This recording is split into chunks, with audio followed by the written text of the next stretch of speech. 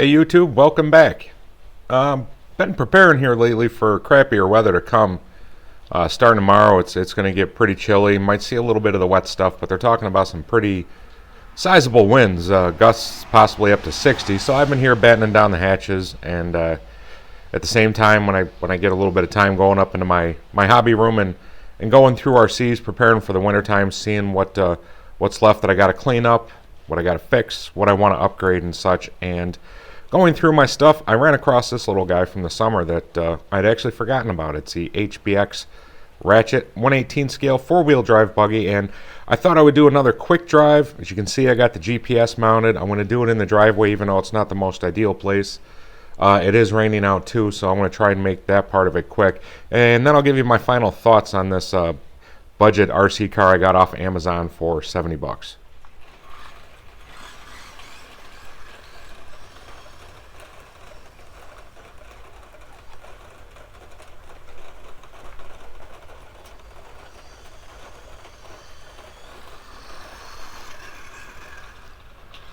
Now, if you recall, if you've seen my first running video of this thing is pretty squirrely, and one thing I wish that it had was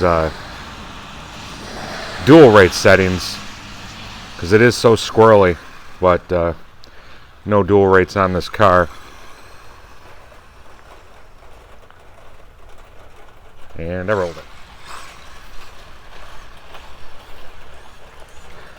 And I still am experiencing this thing, like right here, cutting out on me. Lost signal. Now I've gotten it back, but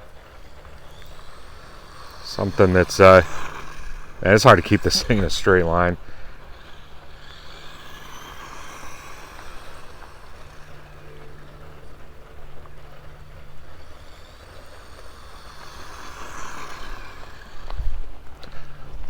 Alright, now I've done several passes. Let's take a look, and hopefully you can see it there. Our peak speed is 16 miles an hour for the HBX Ratchet. You know, not bad. That's on the fast setting as well, but you know, it might top out just a little bit more on a much smoother surface, but I don't think you're going to get much more out of that car than this. Alright, so time for my final thoughts on the HBX Ratchet. I'll try and keep this brief. Number one, positive price point, 70 bucks from Amazon. Ready to run. You got to throw a couple of AA's into the transmitter and you're good to go. Always good when you can get RCs at an affordable price, especially if you're just looking at getting into the hobby, or maybe looking to get one of your kids or a friend into the hobby. Inexpensive offerings are always a good thing, and these more inexpensive RCs are getting better and better in quality as time goes on. You know, another thing I like is the flip top lid. You got two body clips here in the front. You pull them, and boom, there you go. You've got access to your chassis. Now, on to some of the things that I'm not crazy about. Number one, at least in my case, I know there's a bunch of different videos out on YouTube of this car, but in my case, the range. The range is horrible. And given the size of this car, being that it's that small, you know, I don't need you know, 50 yards or so, because this car is small. But with that being said, the range in my case running this car, it has not been good.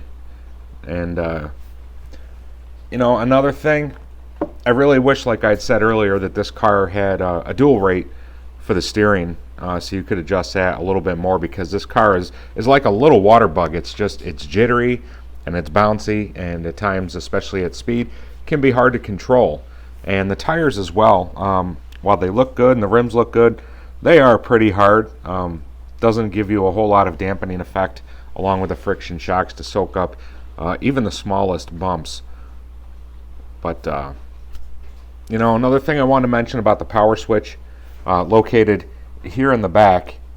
If you have not seen my unboxing video of this car, it's not you know, a toggle left to right switch. You have to push it in to turn the car on and off. And when you do that, keep in mind, you don't just push it in and let go. You got to push it in and hold it there for a couple of seconds. Then the car will start up and be just fine. Other than that, not a whole lot of things to say about this car. You know, one of the things that I like about the smaller ones is that it can give me an opportunity to run inside when the weather is inclement.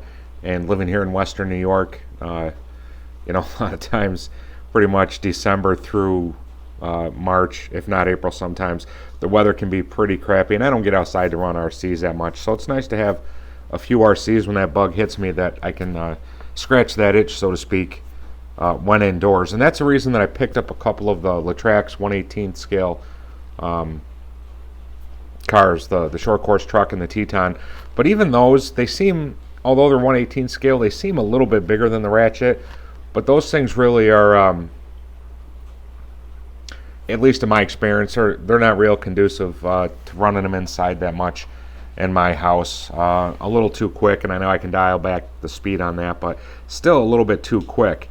And, you know, envisioning forward into the wintertime, you know, I've got my couple of small crawlers I can do a bunch of different things with, but I think I might actually end up going with this car quite a bit. This one has the 2 speed settings, and as you saw in the speed test, even at the higher speed setting, it maxes out at 16 miles an hour. So for running around indoor purposes, I can kick that down to the slow speed setting, terrorize my dog or cat, have a good time doing that, set up a couple of jumps in the living room or whatever. And I think this car will fit that bill just fine. And being indoors, I don't have to worry about that range problem that I seem to be having with this car. Upgrades, I'm not sure what's out there for this car, and I'm probably not even going to bother looking. Now, if I end up running this car a lot in the winter and I'm really enjoying it, I might upgrade the radio system.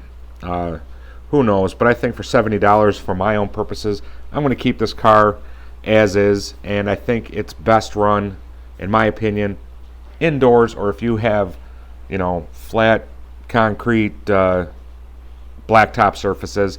This thing can handle some off-road stuff, but the slightest bumps are really going to bounce this car around and twitch it around quite a bit. So overall, what have I got to say about this car? You know, thumbs up, thumbs down. I think I fall somewhere in between. You know, the range issue for me is the biggest thing. But again, me planning on running this thing indoors in the wintertime, I think it'll be just fine. But for $70, I'm okay with it. It's, like I said, a completely ready-to-run package, minus the double A's for the transmitter, and you're good to go. And this should provide some plenty of wintertime fun for myself. And if you're looking at getting something like this, it should do the same for you. And hopefully, if you pick one up, you guys won't have the range issues that I seem to be having.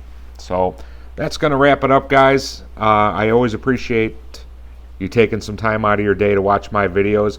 And until the next one, everybody take care. Have a great day. We'll see you around.